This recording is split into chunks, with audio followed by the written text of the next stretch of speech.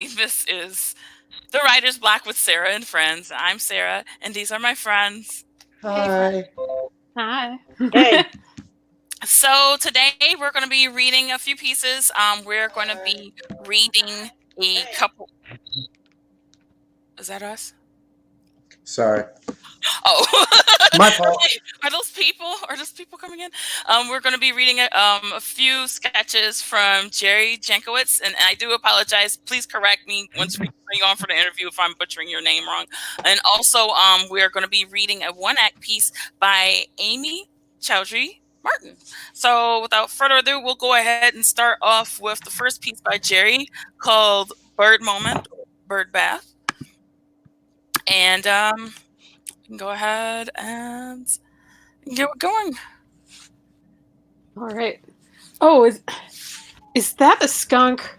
Oh, it's you, Sunshine, smelling up the bird bath that you never go in to bathe in. Chirp.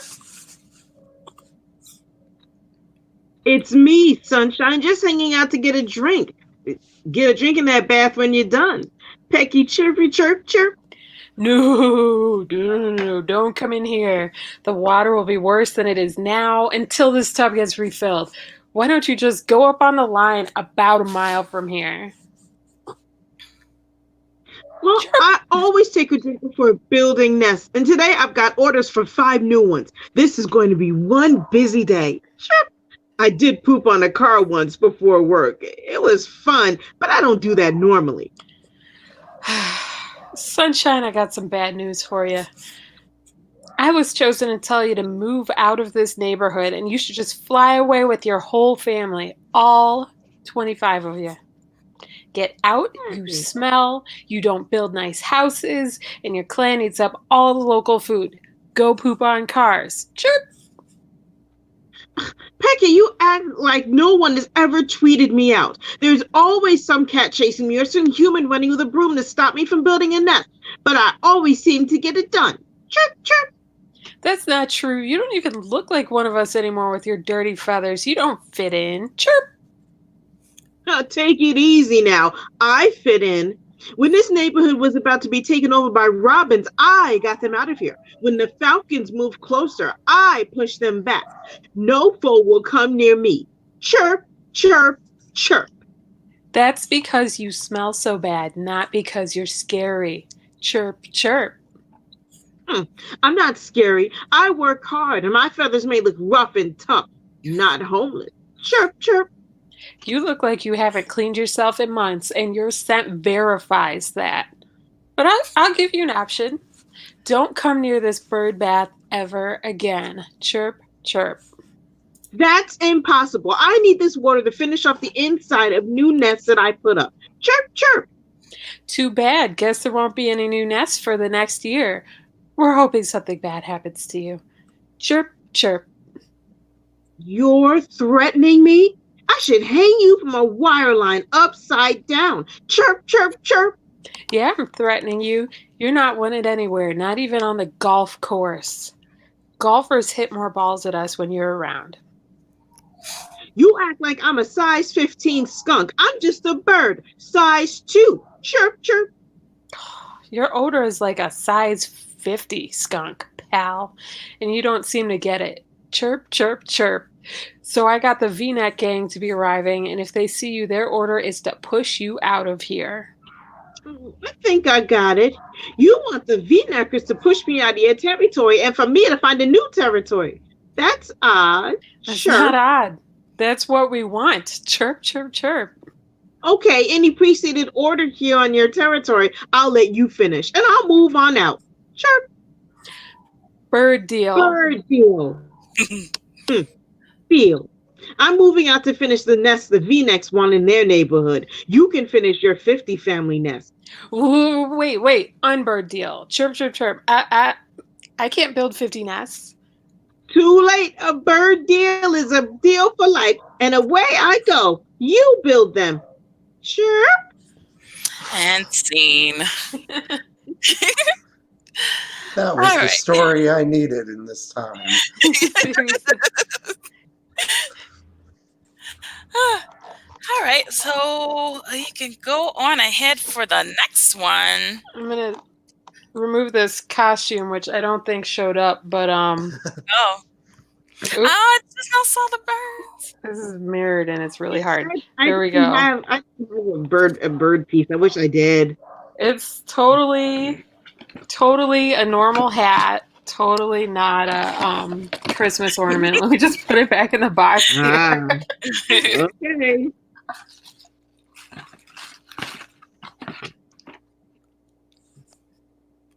Let's see. Alrighty. Oh, Claire, you froze. Let's see what Oh. about that. My internet has been janky. Yeah. Any better? We just see you showing us the bird. Quit giving us the bird, Oh. Claire. You're giving us the bird right now. So she's gonna be right back. Reset. We're regroup. sorry, folks. Yeah. This time of night just gets really heavy because there's a lot of people streaming right now. So yeah, everybody's internet is just it's just back. There she is. What's up? All right, so we ready for Not Wizard of Oz? Not Yep. Mr. Us. Yeah, let me just get. I'm gonna attempt different costumes Ooh. for the 2 roles. We will. Let's see how realistic this is, but okay. All right. Ooh, let me switch back to this one. All right. Okay. Ready to go? Yep. Off we go. All right. Lights up. It's Troy. Here, take a drink. Here, take a smoke. We're on a mission to make it all great again. You know, like back in Grandpa's day. You know, Roaring 20. Look, if you ain't on no mission, I am. So, what's your mission? Drink and smoke?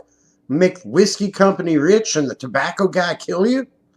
And now you distracted me with your mumbo jumbo. Tornado swoops up Urge. Oh, great. Now what? Who? Where am I? Ugh. I need to remember the mission I'm on. I think it was something like being a bar owner, or winning a pool game, or running my own still. Hey, Sonny, what's that you're carrying? I'm here to find out the truth about. I'm here to find out my truth, my destiny. What do you care? I want those hamburgers you're carrying. I'll get them. Hey, I need a break today. I can't give up my break. Taylor, get out of here. Go play your trash music to the masses. Oh, I hate it when your job interferes with your life. I'll be back after my concert. I want those hamburgers.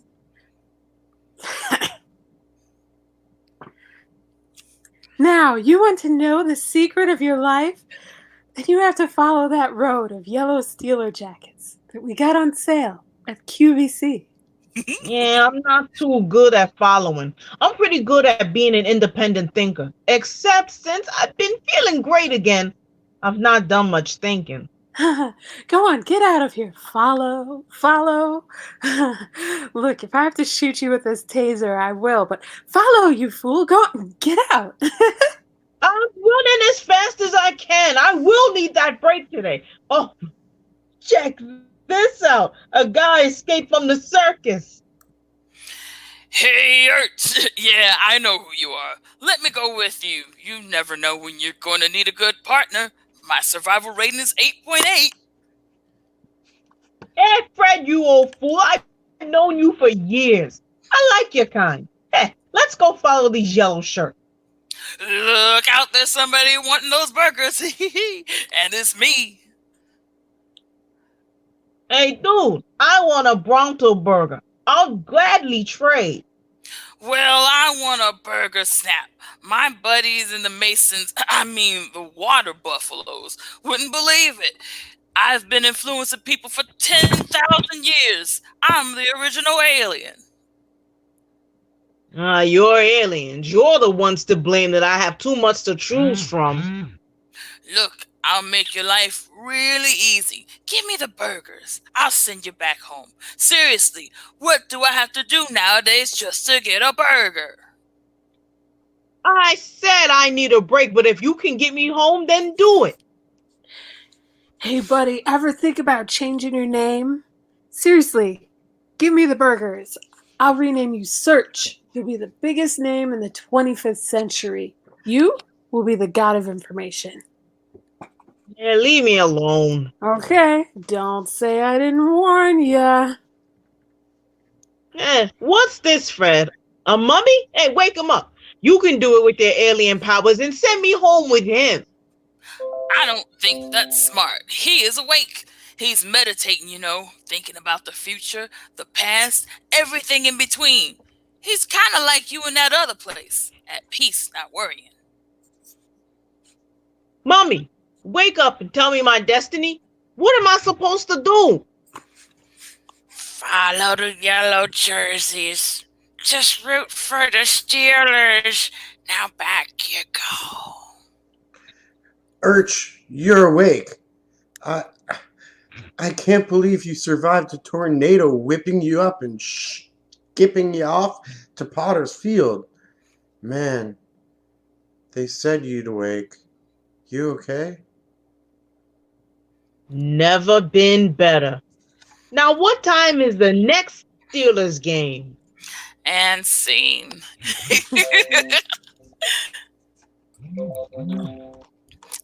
Fun fact, not fun fact, I don't really have any leopard.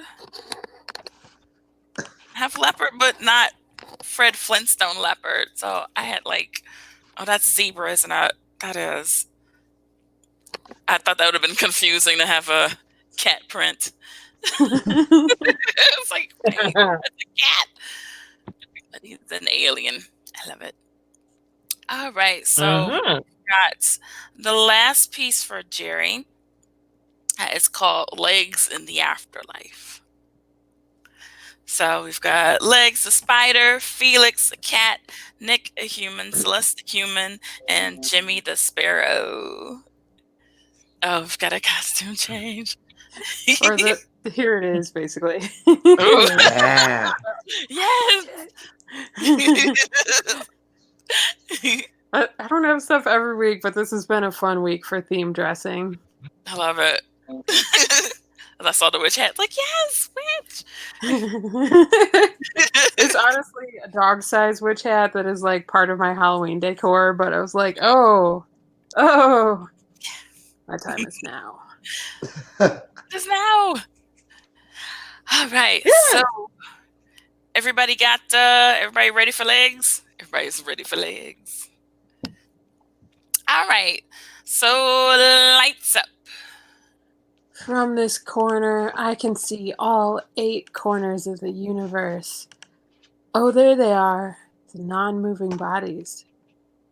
Fresh meat. Spider lowers from the ceiling. You.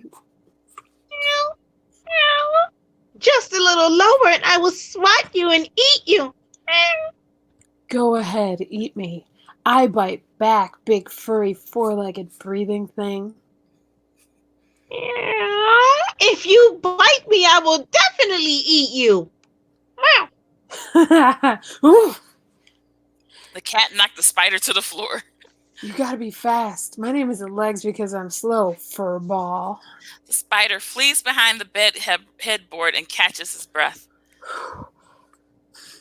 Oh, look at this. The sleeping body right next to me. Yeah.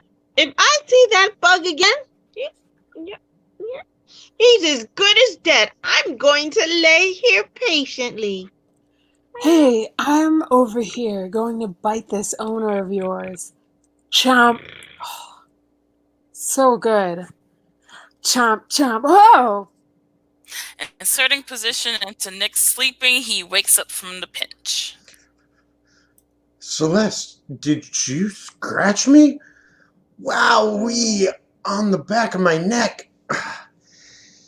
You're the only one here. Don't play sleep games with me. Felix didn't do it. What an idiot. What? Oh, there's a spider on the back of your neck. Oh, don't play games with me. I'm not. It's either big or I'm just dreaming. Look, go back to sleep. You're not afraid of spiders. I'm feeling dizzy. Yes, you're tired.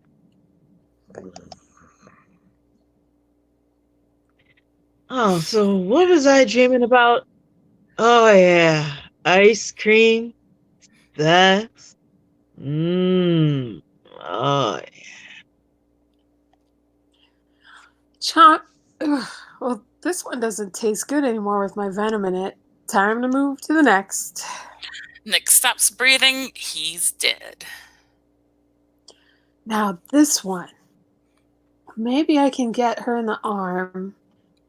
Right on this cool web map on this arm that's screaming to be bitten. She won't even see me. ouch! Damn you, Nick! You got my arm! Ouch! Slaps Nick, who bounces from it with no sound. Your hepatitis got you down.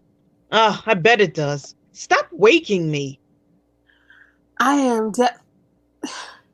Wait, what was that? He's got hepatitis. Shit, I'm dead now. Cat, come and get me. I surrender. Meow. I've moved on. Get out of here. I'm so angry. I'm just gonna walk till something eats me. I am suicidal now. Spider crawls into a dark air vent. The quick-moving air eventually tossed him outside the building. That sure was a free ride. Great. Now I'm stuck in this room that I can't see the end of. I'm gonna end it all here. Hey, 8 Legs, what's up? It's a gorgeous day. Want a ride? I'll take care of you. I just bit some big oaf with hepatitis, even though I gave him some venom to kill him. He was a goner as I see it. I'm depressed.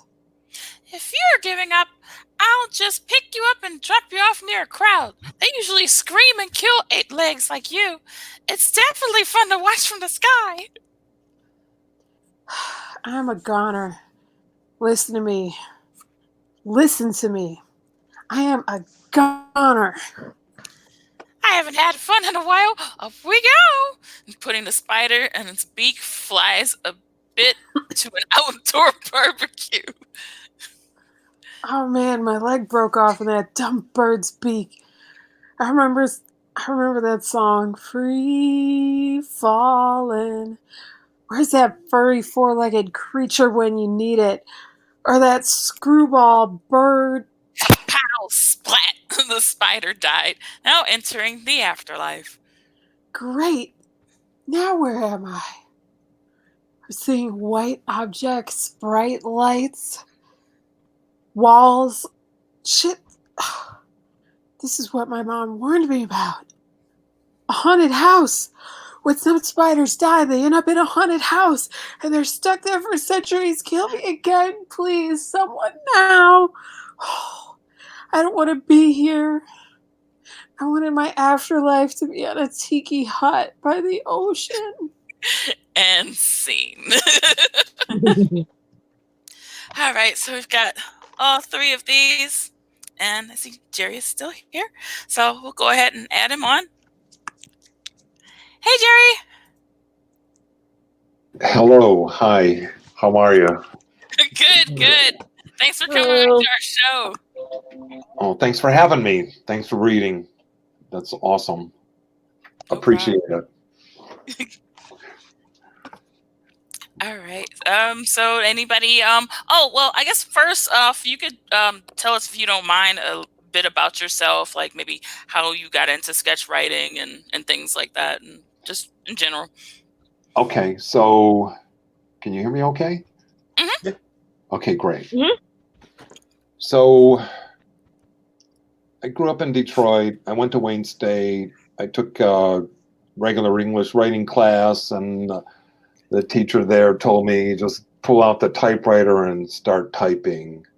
And that I never really did that. So then 30 years went by, and I started doing the improv scene. I had Go Comedy like about 10, 11 years ago. And then I took a break from improv, and then I came back to improv at Plan and Ant. And then I decided, hey, the improv stage is cool, but I'd rather write so I can push the scene in the way I want to go, so I can have some more control. And that's how I decided to write. And I took classes with McGettigan and Sean Hanlon. And this is where, that's what I enjoy doing it a lot, especially like right now I'm in Arizona. There's not really a big improv scene. I mean, it's like one day a week here for 2 hours. So that keeps me busy, the writing part of it. So, and I'm stuck till 2 more weeks maybe. Yeah. But then I'll go back to Detroit because when the weather gets nicer. So. Oh, yeah. So did I see that you were taking classes at Second City, the writers' classes? Yes. So I signed up for that starting next week. So that's what I'm doing. And then I've been working on some like 30-minute sketches, some longer sketches. And they, like, I've seen a lot of your guests. Like, I don't have anything like great and fascinating. Like, I didn't make a movie or anything, but I'm working on a sketch show, which is 3 different 10-minute sketches, which have a intertwined story in them. Nice. So it's based on like the 1984 thing where we're all being watched and followed. So it's kind of cool. But I got like 3 real trippy stories about that. It seems like I start and stop, and then I'm not happy with what I got. So then I figured out, okay, maybe I'm just better off going with 3 short stories to tie it in, and they don't even really need to be connected at this point in time. Yeah. Okay. So friends, did you guys have any questions or comments about what we've read today? Oh, and also, those that are watching, feel free to post some questions in the chat as well. Trevor, do we have anything yet in regards to that? We have a link to some site that I'm not totally sure if I should trust or not. I saw that too. I was kind of scared. Like, I'll do that. But Don't click on it unless you know what it is. Yeah. but yeah, your sketches are always so like imaginative and different. It's fun. You write like a lot of animal characters. Is there a particular reason for that? Yeah, okay. I do have sketches that make fun of people, but I'd rather stick with the animal stuff so people can't try to figure out, am I trying to pick on somebody, and things like that. So I have quite a few like monologues that I wrote, which are like 1-person scenes. And I've been able to take a lot of those individuals and put them together in scenes also, which is kind of different or interesting to do. And I wouldn't have known to do that until I started actually performing the monologues in front of other people.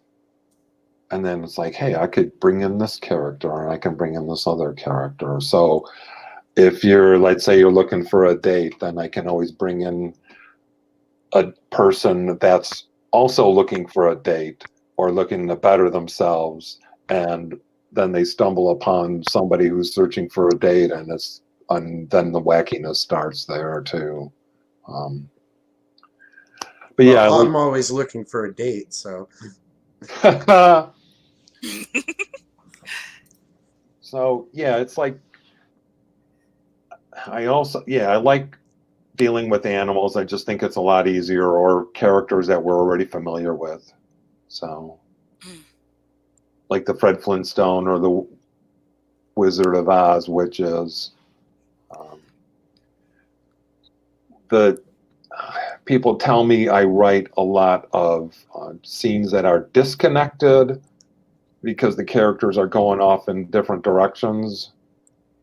Because it's in first person mode, the person feels they're the most important that's speaking, which is kind of interesting.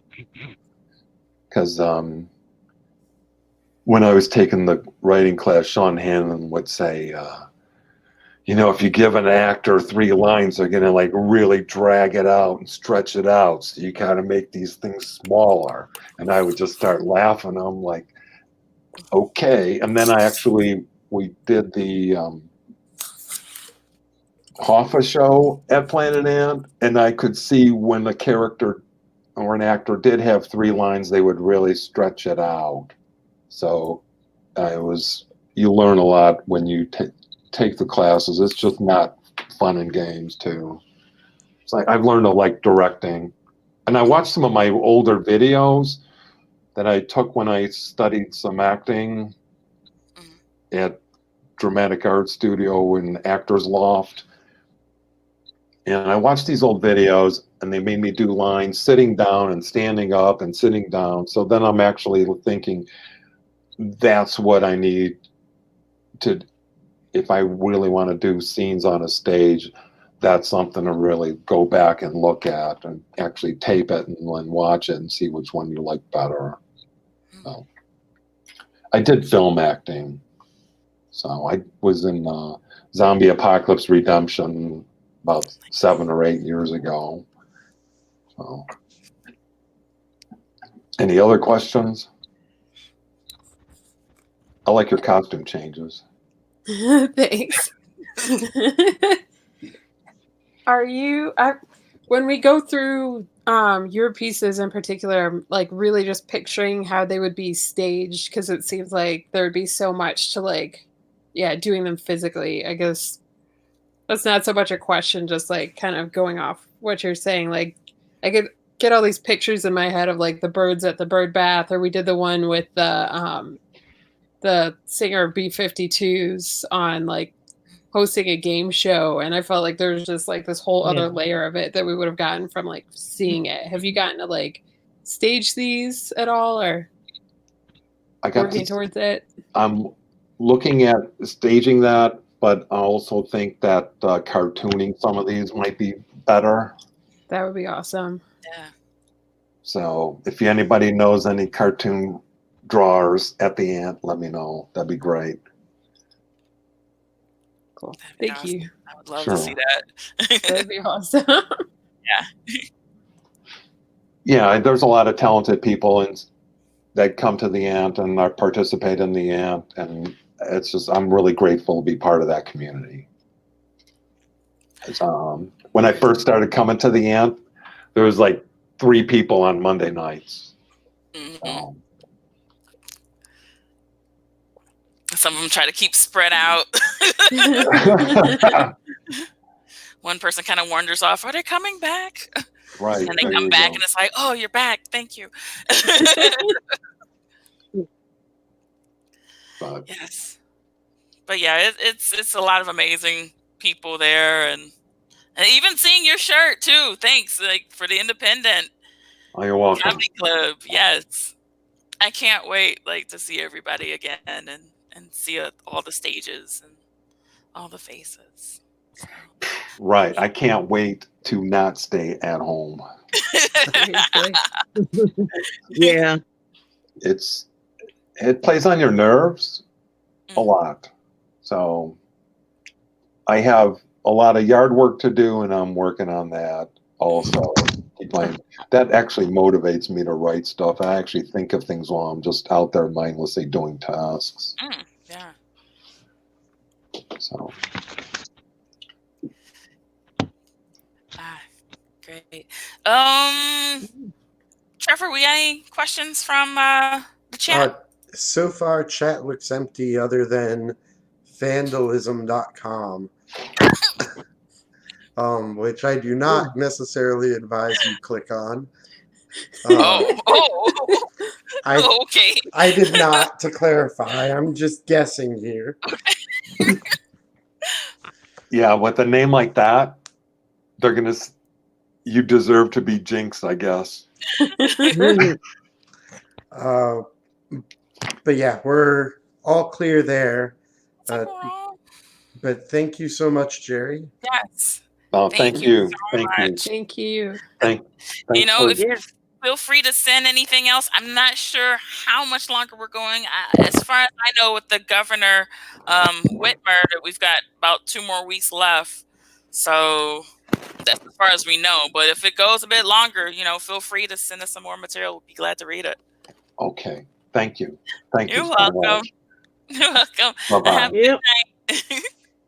I love you guys. Thank you. Thanks so much. Thanks. That was great. Right.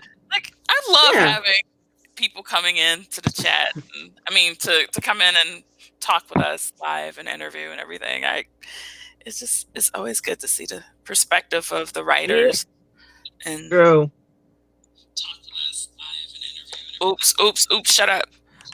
Shut up.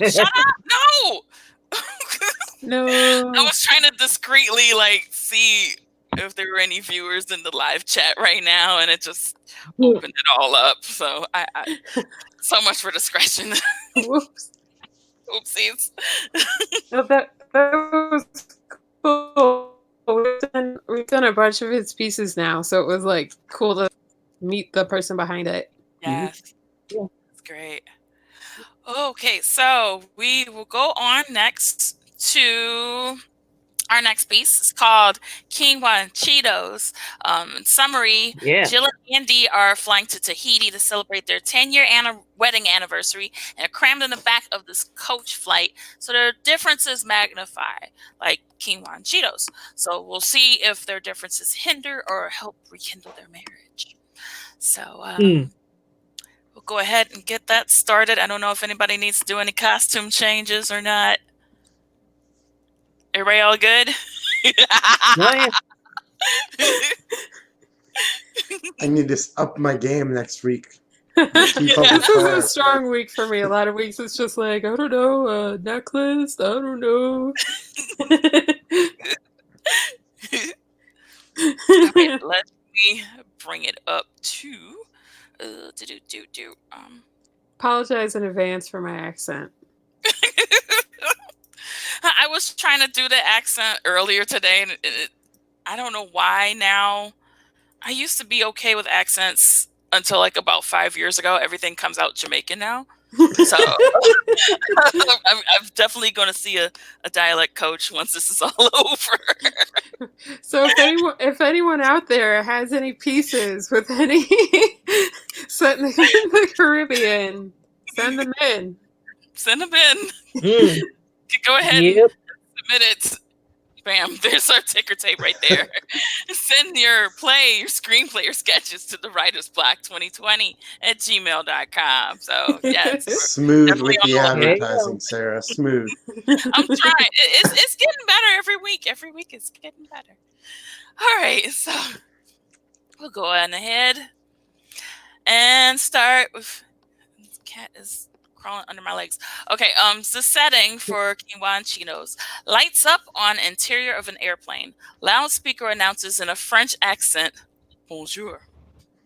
Your flight time is 12 hours non-stop to Tahiti.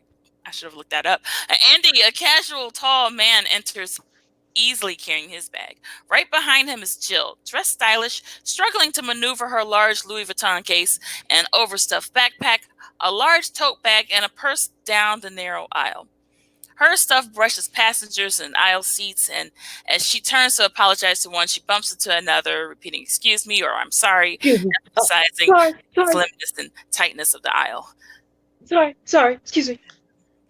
Let me carry that bag for you.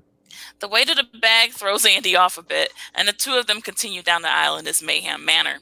They approach the end of the plane. Andy easily lifts his bag into the overhead compartment. Don't tell me that we're in the very last row. No, we're not. We're in the second to last row. She replies with an irritated grunt. Oh, come on, honey. It's not that. Oh, it's sorry, that's you. No, we're not. And what the hell? Okay, sorry. Oh, Jill replies with an irritated grunt, and then... Oh, come on, honey. It's not that bad. Here, let me help you put your bag up. Let's start off upbeat for the first kid-free vacation in 10 years. I'm really excited to actually use my passport. He takes Jill's large carry-on from her and struggles to lift it. Whoa! Did you bring the safe? We're going to Tahiti. All you need is a bikini. And what else could you need? Flip-flops, sarong, sunscreen. Well then, what's in that suitcase you just checked? I had to pay $50 weight penalty for that boxcar. Oh, it's probably just my magazines and hardcover novels and all the guidebooks. Guidebooks? This isn't a 3-month expedition. We're staying at an all-inclusive resort. Do you really need directions from the pool to the bar? Ooh, that's me.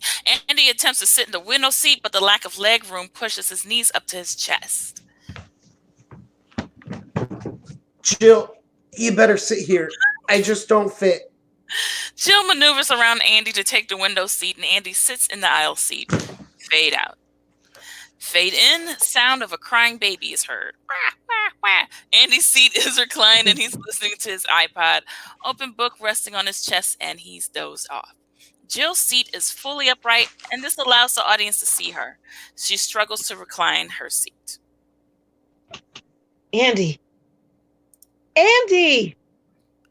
A bit louder, taps his Honey! Yes?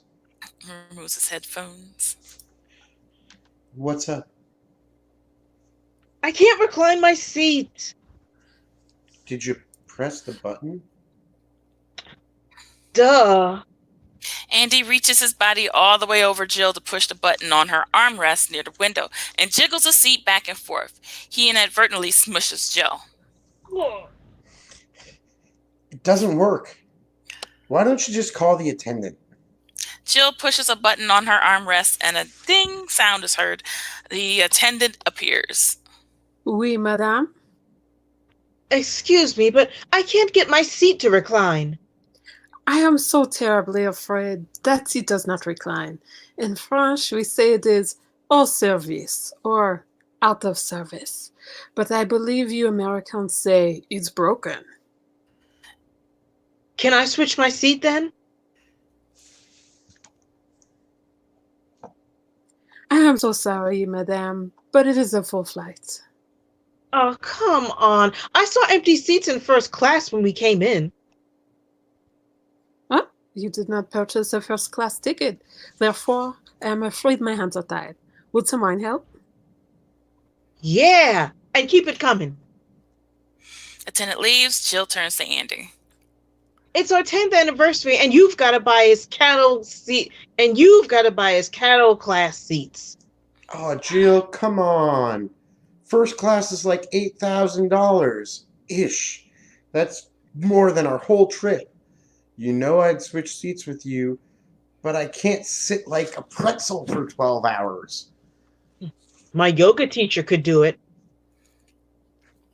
Considering the amount you pay him, your yogi would be sitting in first class. Fade out. Fade in. There are 2 empty airplane-sized wine bottles on Jill's tray. Andy is watching a movie, wearing headphones and laughing out loud. Jill waves her hand in front of her nose and looks over at Andy, indicating that he's farted. Jill taps his shoulder and he takes off his headphones. I have to go to the bathroom.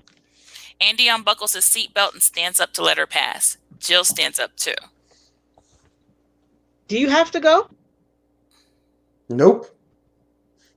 Oh, wait. Unless you want to join the Mile High Club. No. Are you sure you don't need to go? Yes, I'm sure. Okay. Jill leaves. Andy buckles his seatbelt back on, puts his headphones on, and picks up the remote to restart the movie. Jill reappears and taps Andy, who takes off his headphones. They're both occupied. I'll go back in a few minutes. Andy unbuckles his seatbelt and begins to stand up. You don't have to get up. I'll just step over you. Andy scoots back and spreads his legs wide. Jill attempts to step over Andy. She steps over one leg. There's turbulence. She falls face first into his lap. Whoa. I thought you didn't want to join the Mile High Club. Jill tries to get up and is tangled in Andy's headphones. Chaos ensues. She eventually pulls herself back into the aisle, and Andy stands up to let her get to her seat. Andy is almost sat all the way back down in his seat until Jill interrupts him. Hey, wait, while you're up, could you get my carry-on down? Don't you mean your bowling ball? Andy opens the overhead compartment. As he's pulling down Jill's carry-on case, it falls on top of him and items spill out. Andy picks up a large bag of grain and looks at it in disbelief. Why do you have a 5-pound bag of quinoa? It's quinoa. It's good for you. Dr. Oz ranks it as one of the top 10 healthiest foods. But a Costco-sized bag. Did the resort contact you that they've run out of food to feed the horses? Oh, it's not that bad. It sort of tastes like crunchy wheat germ.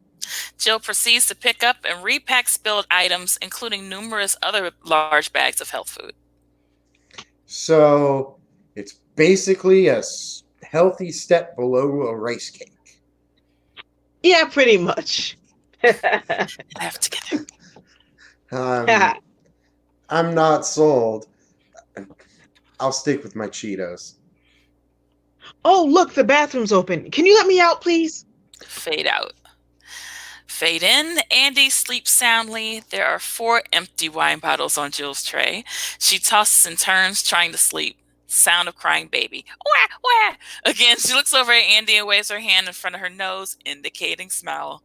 She plays around with the remote control buttons, indicating frustration. She taps Andy and he groggily looks at her.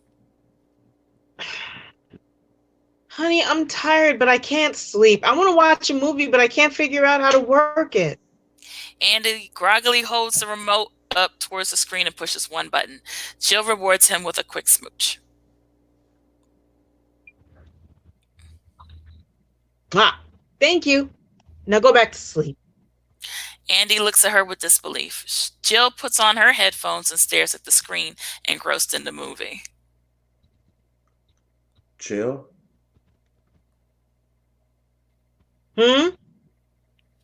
Still engrossed in the movie. Jill, I don't want to spend this week arguing over quinoa and Cheetos. I just don't get you sometimes. You read these magazines all the time, but we never try and have any of those Cosmo-suggested sex positions. And you've packed like this Mrs. Thurston Howell when I take you as Mary Ann in the same outfit for a week. Or why we're arguing over food when we've paid for it not to be an issue. I wanted to relax. Carefree week of just us. No kids. No cubicles. No honey-do lists. Jill? What? She reaches underneath her seat to get her purse. Never mind. Loudspeaker announces, "Ladies and gentlemen, dinner will be served now. Please refer to the menu located in your seat pocket." Are you passing gas?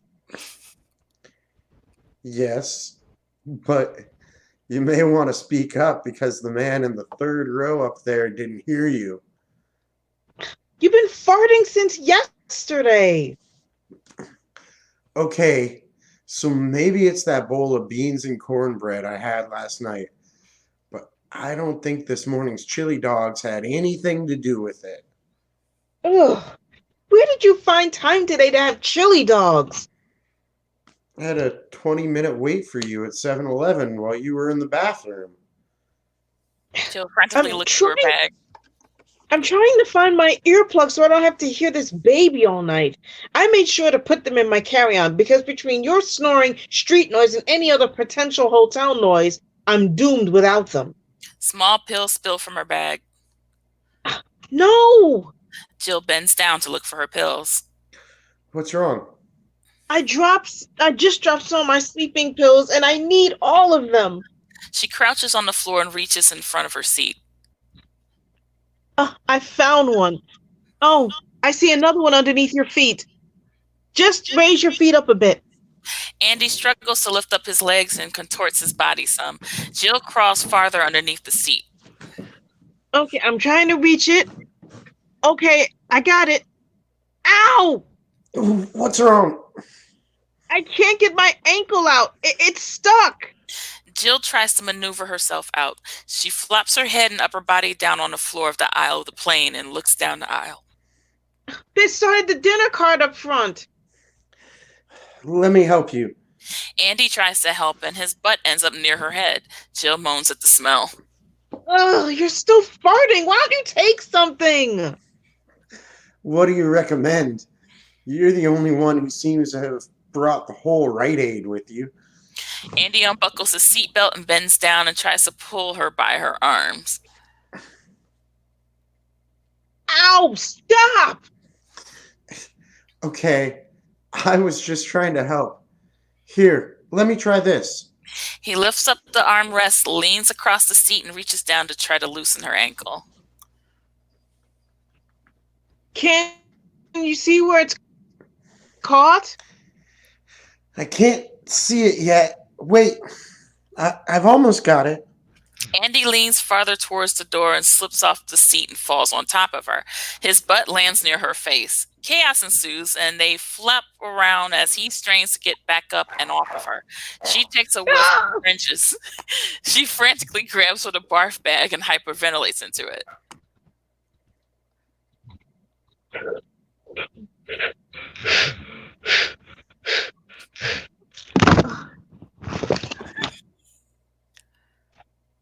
Will you just call the attendant? The dinner cart is heading toward my head.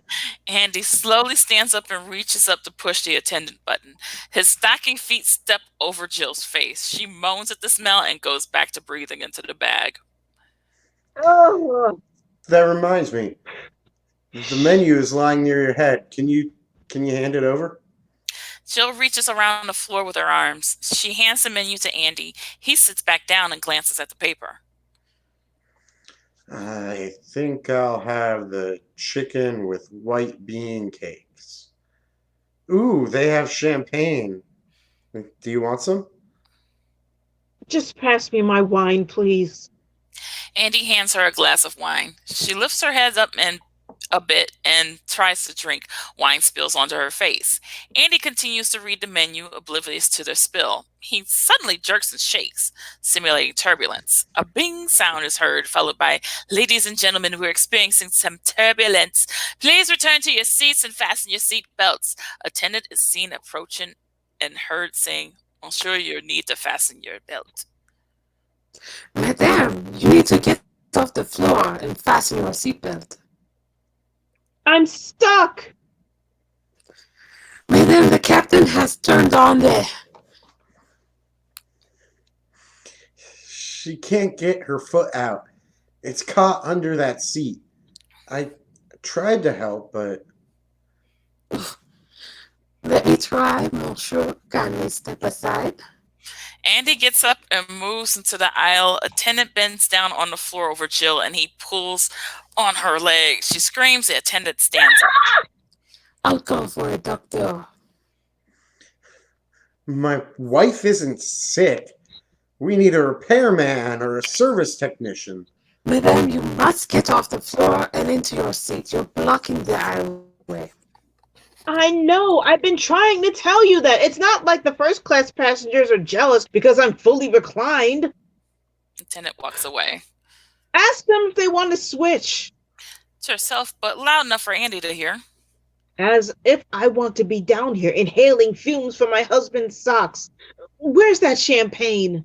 Attendant simulates turbulence again and steps on Jill's hair. She screams. Ah! The odor of her husband's socks causes this reaction. Attendant moves off Jill's hair. She massages her head with relief. Not the Odell. You were stepping on my hair. Madame, s'il vous plaît. And then Just- switches to an impolite tone. Oh, sorry. Just quit making a scene.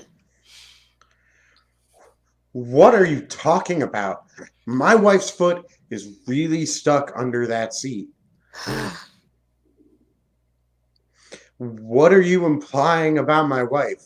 It's common among you Americans not fitting well in the seats. Do you know the book, Why a French Woman Don't Get Fat? If I retrieve my copy, will you get her to stop this charade? Whoa. First off, my wife isn't faking. She's stuck. No one's supposed to fit under the seats. Yet look how well she does. And B, she definitely doesn't need a diet book. She puts those Victoria's Secret models to shame. Just trying to be helpful. Forget your wife. I think you could use a diet book. And maybe miss a meal or two. Attendant leaves. Oh, Andy, I didn't know you felt that way about me. It's so nice to hear. Did that quinoa bag hit you on the head? Honestly, Jill, all I want is for us to relax on the beach, skinny dip in the lagoon, sleep in. Yeah, you mean between all your rounds of golf. Oh my gosh, Andy, you didn't bring your clubs. That's right, Joe. I wanted this to be a special trip together. And by the way, that bag did hit me on the head, but I still meant every word of it. And I could never figure out why you kept insisting we stay at the Meridian, the only hotel in Pepite without a golf course. You really do want to spend time with me. Ooh, now we can get a couples massage, mud baths, and algae body wraps. We can take yoga together. I really think you'll benefit from the lotus position. Nah, I have other positions in mind. Andy, I love you and I want you to take better care of yourself. Madame, why are you still lying in the aisle? The dinner cart could not possibly handle rolling over you. All the hot meals will instantly fall on Laura. Points as if another attendant is close by. Just Laura, though? I wouldn't want to be burned in addition to getting crushed. Sir, if you don't ask your supervisor for help, I'm going to find him myself. No. No need for that. I know what to do.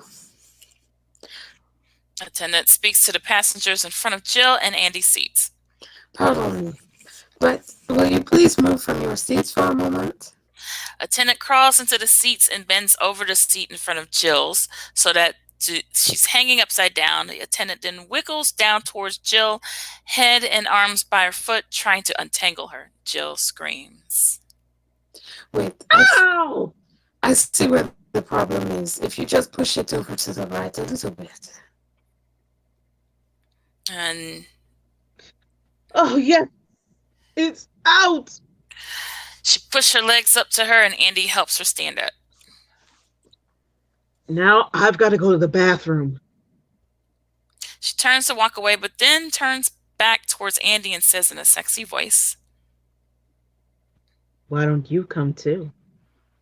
they are oblivious to the attendant who wiggles around, making it apparent that her arm is stuck underneath the seat. Pardonnez-moi, my hand. It is not coming free. Really? Okay.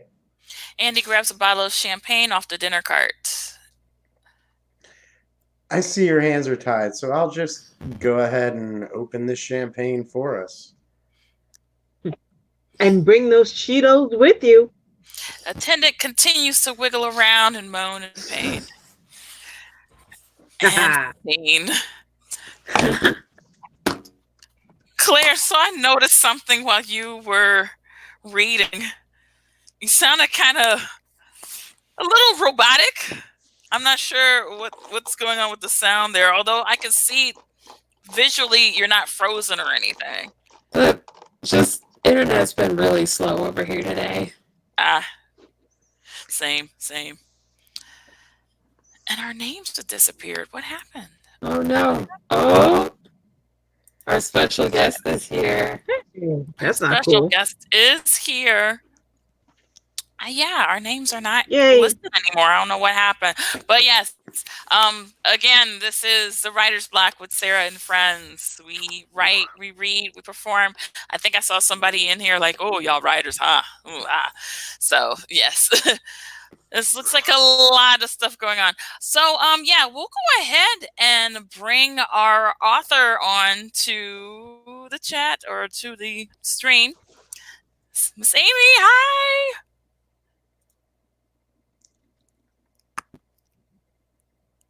I clicked it. There you are. Okay. Woo. Hi. Can you hear us? Yeah. Yay. Yay. Hey. So, thanks for submitting to the Writer's Block. It was good read. Oh, thank you for reading my work. It was Welcome. wonderful to hear it reading out loud. Great. So if you don't mind, you could just start off just introducing yourself, maybe how you got into writing, a bit about yourself in general, things like that.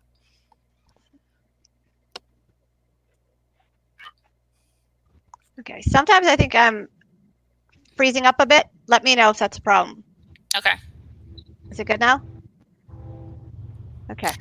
I wrote this play because I wanted to, as a showcase, hopefully, that I wanted to perform physical comedy. I just feel like I really love that, and I don't see it as much or read it. And so I wrote it with that in mind.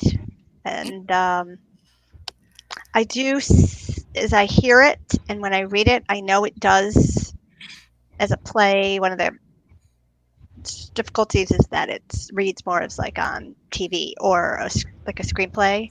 Mhm. And I am aware of that. I just don't have any answers yet, if that makes sense. Okay. And I know a lot of the physical comedy comes through in the directions. Like I really appreciated when I saw Trevor like kind of really scrunch up and smush himself in his own chair. And then I saw people were laughing, because that part, it is funny. It is visually funny to see, and it's truthful. I also wrote it based on, real life experience. If you've ever traveled internationally, and it's so long. Yes. And the seats are so small, and I'm even a tiny person. And it just goes on and on and on. So I had that idea from that to write it there. Let's see. My background is I was an English major years ago, but my writing, came about after more of as a performer. Then I started thinking like I wanted to write more things, more opportunities, I guess, if that makes sense. And if I write opportunities for myself, it would include other people's too. Bring in more people. Yeah. That'd be great. Yeah. All right. Anything from friends? Trevor, Anna, Claire? I'd just like to say I really love the sort of combination of the like deep, well-connected characters with the physical comedy. Like most of the things they were saying to each other felt very relationshipy and real, and like two people who knew each other for 10 years, or it was their 10-year anniversary, if I'm remembering right, or was it 10 years Yes. since? Yeah. Yeah. 10-year anniversary. So they've been together, married 10 years. It could be longer if they've dated, how long they dated before. And I'm I thrilled to hear you say this. Felt like I could hear that in like the language they were talking to each other in, This is good because hearing this as a writer, there's two different things. When you write something for yourself, it could be one-sided. It could be like, okay, I think this, I think this, I think this. But then when I put it out there as a writer, it should be able to speak for itself. In my opinion, if it's read by anyone, it should come across, or if it's performed by any other actor or performer, I would want that kind of same reaction.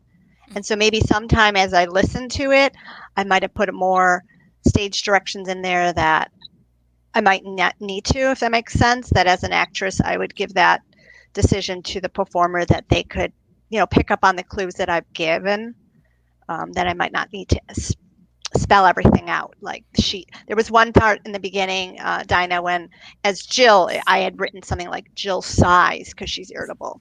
Well, now that I hear it being read, I don't really think I need to tell that. And hopefully as a performer, it would be picked up upon, like you did a great job. And so it was really wonderful to hear it read as a writer. And that's what I really now want to convey. And I think that to separate myself as the person Amy performing and see that this could speak for itself and have others do it. The Andy character in particular. Yeah. Well, I was a little bit worried. Oh, sorry, Dinah. Huh? Oh, no, I was just going to say it did remind me of like the relationship that my husband and I had, because honestly, he preferred Cheetos to quinoa. He could not stand quinoa and the whole gas thing, but we won't get into that. But, yeah. I know. I hate to say this, but does it all go back to like some potty humor and the farting and the physical comedy? And it's just, I don't know. I just feel it's truthful, and smelly socks and yeah. Oh yeah, all of it. But I mean, just how in the sketch, like you can kind of see. Well, I wouldn't say that they had drifted apart, but there was kind of a little bit of a wedge between them. And then by the time the sketch ended, they were becoming closer together, and you could see that the trip they should become even closer. I mean, he stayed at a hotel that had no golf course, and the way he defended her in front of the attendants. So that was something that I really liked too. And the fact that the tables turned by the end, he made fun of her because she was stuck, and then he got stuck. So woohoo. Okay, that's good, because I want to see if there's the arc, and then they begin to see that things have changed, and that it's clear that they are drifting back together. And yes. Okay, good. I was just going to mention also, thank you for writing Andy. Yeah, he's a little bit on the like dumb side of things, but I was a little bit worried he was going to be like tropically the dumb oaf type, and he did not read like that at all. He good read like a full complex character, and that was really cool. Good. That is what I'm trying to achieve. So I really am appreciating all your feedback, because I want to have characters that are the audience can connect to and like. Right. I want that. And even if they're, and a bit annoying, or after a while, you do want to root for them. You want to be rooting for them. And so I appreciate that they are things like that. I'll just add that I actually do like take turmeric with me when I travel because it's part of. I'm like it's part of this whole. It's like part of managing a chronic health issue that I have. But yeah, I've got to the point I've learned I pack it on the top because TSA is always like, what? Like, if I put it at the bottom, they'll take everything out. They always want it. And last time, the guy actually, it's terrible. I had this like jumbo container. So like, I'm very much the Amy, but like, I want it to be in something with a label so that it's like legit. And I've had them discuss it with me. And last time I shut it down with like, oh well, I put it right on top because you guys always want to look at it. The guy was like, but he gave it back to me. So anyway, I was like, oh God, it's me. No. And then also, part of the physical comedy and that I'm, poking fun of is the tightness of the cabin, the whole proximity and everyone being smushed. And I do realize that Yep. is conveyed more, on a screen versus, I don't know, like in a stage play, but like, let's say the opening scene with the two of them coming down the aisle with Jill has this huge backpack and she's, turning herself around, and as she faces one person, she knocks over somebody else, and bangs into or hits someone else, and it's like, I'm so sorry, I'm so sorry, I'm so sorry, but she's just so she's so much luggage. Nowadays, with so much restrictions, you just think she must have paid for all that stuff she's carrying on, Oh yeah. Let's see. Yeah. So, Trevor, I think we got quite a bit of feedback from the chat for this one. Some questions, some comments. Good. Do you have that up? I'm maybe just not Are you able loading. to see it on that one? Okay. So I'm getting one from, I think in particular, Von Wenk from the YouTube section of the comments. So because we're streaming across several different platforms: Facebook, I Periscope, just have the Facebook up. YouTube. Okay. I gotta figure out how to get that over to you. Yeah, he was asking, or she, or they, would the PA announcements be in French and English? Attendance mic. Yeah, there were a bit of technical issues. Have you considered cutting some of the opening scenes? It seems like there's a lot of fade ins and fade outs. There's a couple other things too. Do you think you can make Andy and Jill's annoyance with the attendant escalate instead of being at the same level throughout? And are you allowed to transport food across borders? So I guess there's a few things to think about if you want to rewrite it or enhance it or just kick up a notch for it to be. Those are good questions. Yeah. If, to make the comments that there's a lot of, fade in and fade out, I, as a play, would not need it. So yeah, I would need them to not be so snippet. I think the last question I wanted repeated about carrying food. Are you allowed to transport food across borders? I think there was a bit of a thing in regards to especially international food. And of course, probably not. Yeah.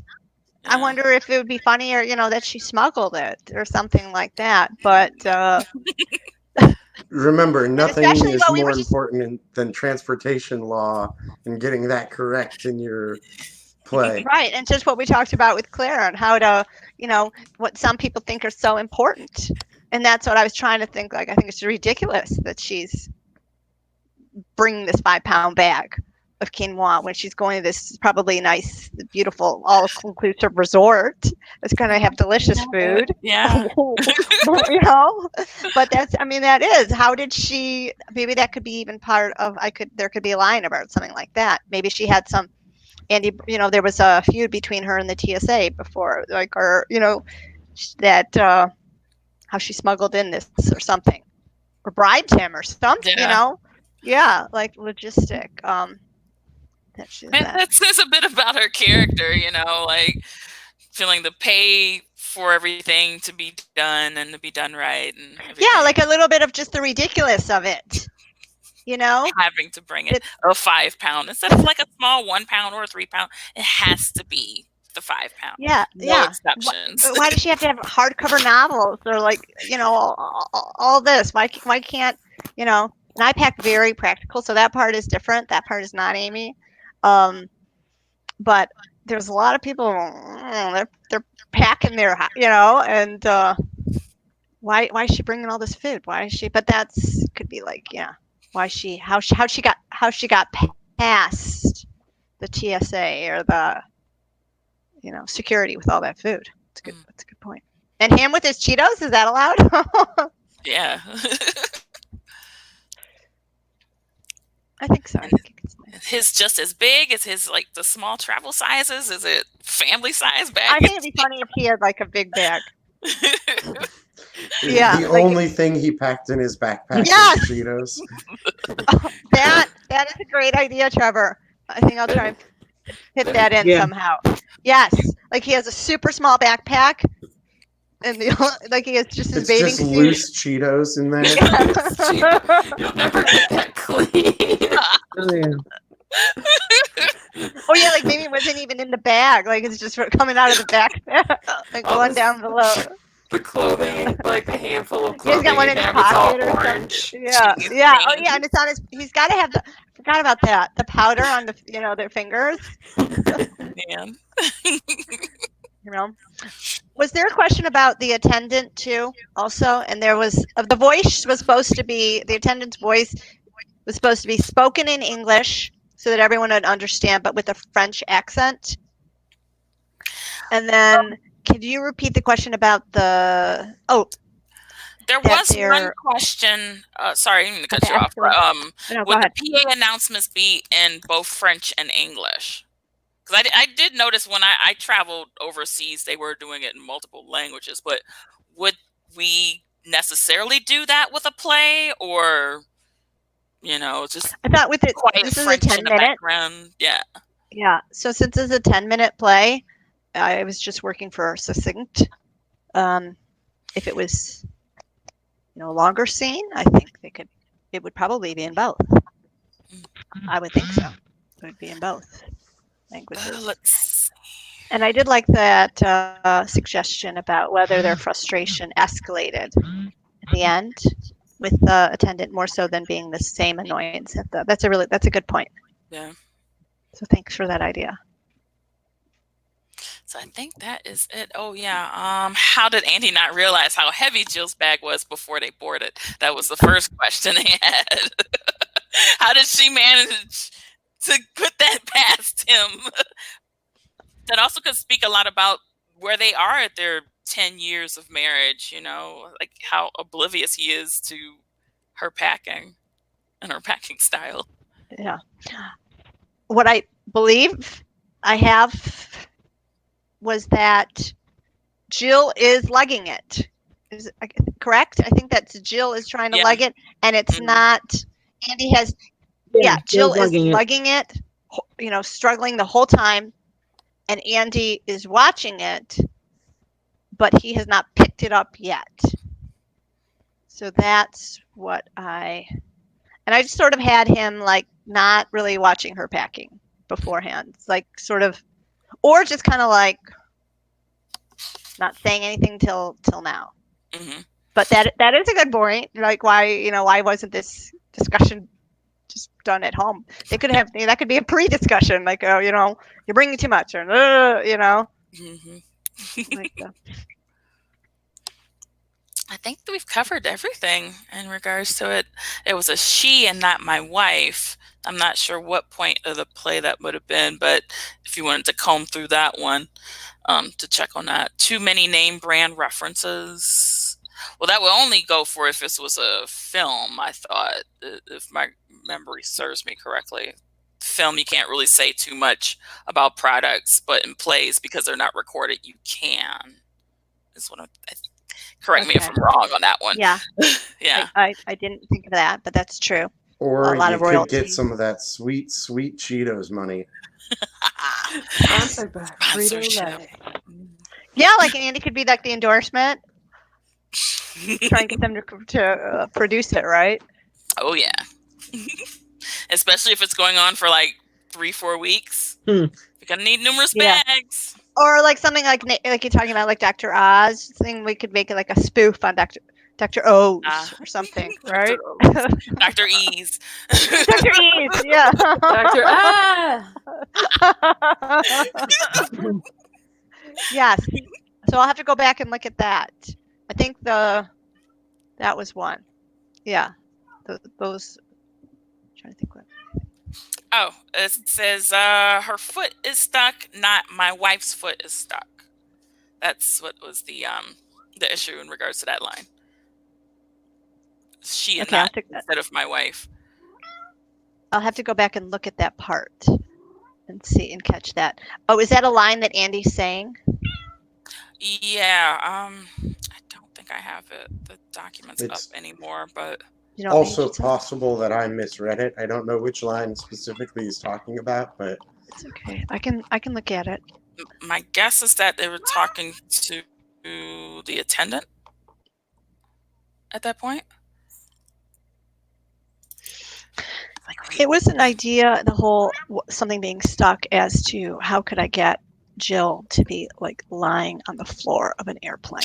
And that's to me like one of the lowest of the low. And then if you're stuck and if you visually, I mean, if you vantage point from like Jill, who's like just seeing the wheels of the cart coming toward her, you know, and that is because there's no, unless they back the whole thing up, Yeah. you know, there's going to be, you know, they need to get her out because it's either back or forth. Yeah. So I was trying to get her stuck down there. And then somehow in the end, and I'm sure like the way I've written it I'd have to like really truly think of like the logistics and how like you know, if it was how the attendant got stuck and there could be some things that are not super, you know, because it's not like I haven't gone to an airplane and studied it and say like, okay, could my foot really be stuck here? You know what I'm saying? So there is a little bit of and fun. also it could be up to director's interpretation too. Like if you're not the one that's directing it, the director will say, okay, I visualize this happening, blah blah, you do this, or like even the whole coordination of getting tangled up and getting untangled, like it's such a technical thing that directors would have to so deal now with. I have a question for you guys because now Sarah, you about to. Oh no, Amy!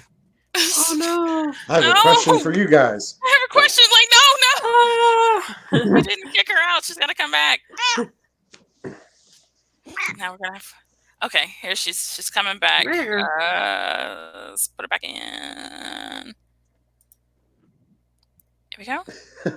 We don't take questions here. I'm coming. Like, Yeah. Okay, how as performers, how plausible to see this translating onto a stage, and just leaving it up to a director to, you know, create some aisles and just figure it out. I could see it. Well, I could see it being done. I mean, it would be you know, the trickery in physically showing how somebody gets stuck. That can be, you know, that can be out. Yeah. Well, and I guess as someone who's mostly done improv, like I wasn't so into, like, I didn't get so into like the technical details. It's like in improv world, if we're doing a thing, like it's happening and like we expect you to believe it, and hopefully we don't do a bad job. Right. Hopefully we don't walk through the things that we just created. But like, I guess for me it would be like if you had like airplane looking seats, it would be enough if someone like had their limb there and was acting stuck. Because if I'm like a couple rows back, I'm not gonna see that anyway. I'm not like, well, the strap is only around 4 of her 5 fingers, but like I just need someone to like act stuck, and I'm focused on like their physical behavior and what they're saying. And I mean, even if you just did the like chairs and people thing, but with slightly more chairs to convey the multiple rows, like I mean, that would work for me. Again, like coming from that perspective, but I guess that wasn't like the that's part of good. it I was focused on. I was Good. enjoying the like Andy falling down and smelling bad and everyone in each other's grill and like Yeah. the like really interesting the dynamic you captured, which like others have said was both like funny but also like the people are more than one thing, which I like. Good. Good. I think that an audience could also see just the fun of it. Mhm. You know, you have someone's foot in your face, someone's fell on the top of you, that you don't have to have everything so choreographed that it's, you know, I think that they Yeah. could like that. So that's good. I like that. I'm glad that- Right. And then to figure out how many fade outs you're gonna do, if you're gonna indicate how long the flight is, you Mhm. know, that's another thing to figure out. And to also, like I said, to indicate passage of time. Because there's going to be a difference between them when you first get on the flight and you're kind of, you know, ready to sit down and relax, and then eventually you're going to see them kind of worn out, you know, the baby's crying, and you know, when she's stuck laying on the floor, and you know the cart's coming and all that other stuff. So I mean, it could be done. Right. I was hoping that without the fade in and fade out, then that through the actors, they would convey through, you know, their bodies and their size, the exasperation of like, or, you know, the time has passed. Yeah. Maybe dimming of the lights. Maybe the lights go down for a while. So it's like, supposedly you're supposed to be sleeping or, you know, something like that.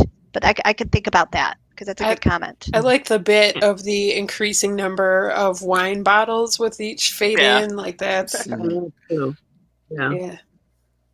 You could feasibly do this, I think, with 8 chairs and like a rolly table. Mhm. Oh. I think you could feasibly put something on that would at least look like it.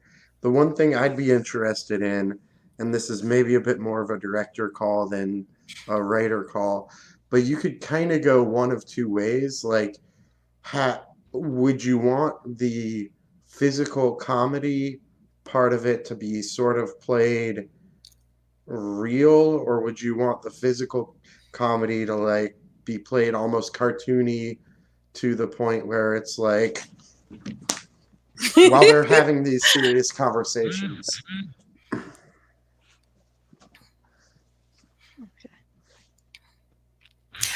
We've also got the comment from Van Wenk, 6 seats and 3 rows, side view.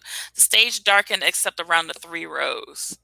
So maybe from that Look at that. perspective, I can do that too. Mhm. I love that. Someone with a vision already. Seeing how it can work. I thought, yeah, and the reason why if the audience sat so that, let's say, if Andy was always reclined just a little bit, we would all, that part I don't know how to do on stage, but somehow that it wasn't 2 chairs back to back, but if one was, so that we could always see whoever was You can the probably other just side of put them. it at like a 45-degree angle. Yeah, that's what I'm and thinking be too. fine. Yeah, okay. Because that way I can kind of cheat it out a bit Yeah. Oh, yeah. and play Rather up than- getting stuck without actually having to be stuck. You can Mhm. play it like a hidden angle. You can definitely fake it a lot better. Yep. So, let's see here. Do we have anything else? Oh, yeah. Any other questions, concerns, or do you have anything that you're currently working on, or anything to plug? Like anything in the future? I do have, and I could, you know, submit it to you guys also. It Okay. is a, it was originally conveyed as a play, but I, the way it's written, I admit it is more like a sitcom. And I have written a pilot, and I've actually mapped out the whole series. Nice. It's cool. It has a lot of characters in it, but I wanted, and that's something maybe we could talk about if I, how to, because And then the other things that I've conveyed or written, I admit, are more of just my voice as a monologue or things like that. Okay. But the other one I could submit to you guys and see what you think and your opinion. Great. Yeah, send it over. We'll be glad to read it for you. And I'm sure our viewers will be glad to watch and listen as well. So yeah, thank you so much Good. again. Thank you for having me. It was wonderful. No problem. Thank you, Really, Amy. it was good. Thank Thanks. you. Yeah. Thank you. Yay. Yay. I know. So I think that pretty much concludes this. I'll let you go. All right. So yes, that was both tonight with Jerry and Amy, and we read their sketches. We read one act play tonight. If you have a piece that you would like to be read by us, you can submit your play, screenplay, or sketches to the writersblock2020@gmail.com. We would prefer PDF format. I know some people have been still sending it in Word and whatnot, but we'll just go ahead and convert it. No problem. What else? I know there's a couple weeks left according to our mandate. It might get extended. I don't know. Yeah, I don't know if I'm trying to go in a theater in 2 weeks. I'll be real, y'all. I miss you guys. I miss that stuff so bad. I don't want to touch anyone or breathe your air. It's so soon. But yeah, if we happen to go longer for some crazy, chaotic reason, which I'll keep the comment to myself tonight. But yeah, in case we go longer, yeah, definitely send some pieces over. We'll be glad to read it. We'll meet here every Wednesday, 8 o'clock, here at Planet Ant, Facebook page, Twitch, YouTube, Periscope. What else are we? Oh, yes, next week we are going to be reading another full script called Old Bro with written by Michael Rizzo and Tony Augusti, who is also a member of the Planet Ant home team, who I think they're doing a show on Monday. At least that's what I saw on Facebook. You can go ahead and like their page and find out more information. And if you also feel the need to donate, because this is a nonprofit organization, definitely send your donations to planetant.com. We've been going on for 25 years for plays, screenplays, improv, sketch, stand-up, many different things, film, live entertainment, music. There's so much that goes on there, and we would like to keep it going. So yes, feel free to give. All right. I think that's pretty much it. Does anybody else have anything? I think we're all good.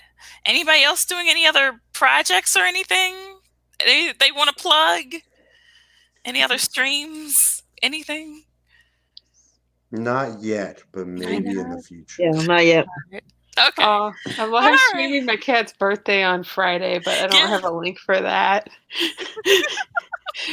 She heard me. Here she comes. It's also I'm a cool adult with hobbies, guys. Yes. All right. Well, I guess with that said, thank you guys for tuning in. Feel free to like and subscribe to all the pages.